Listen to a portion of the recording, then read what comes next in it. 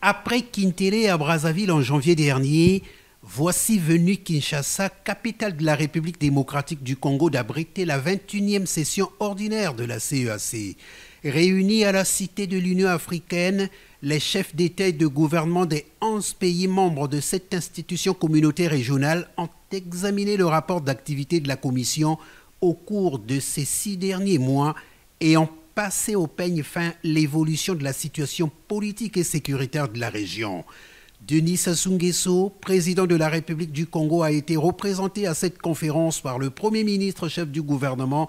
Anatole Kolini Makosso. Des conclusions de cette conférence, on retiendra: au regard des enjeux de la finance climatique, la conférence a instruit la commission de la CEAC de tenir désormais compte, dans le cadre de la mobilisation des ressources, les institutions financières régionales existantes et celles nouvellement créées, notamment le Fonds bleu pour le bassin du Congo. S'agissant de la situation politique et sécuritaire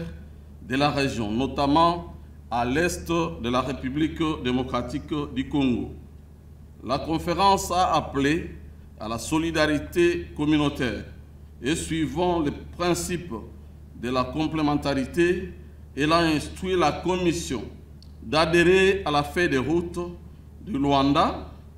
relative à la cessation des hostilités par les groupes rebelles M23 et son retrait immédiat des positions actuellement occupées,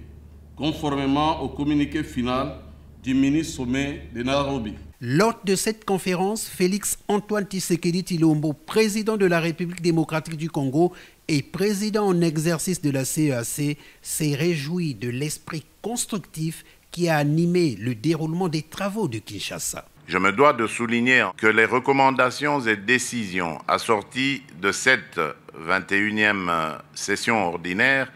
démontrent combien nous sommes tous déterminés à relever, main dans la main,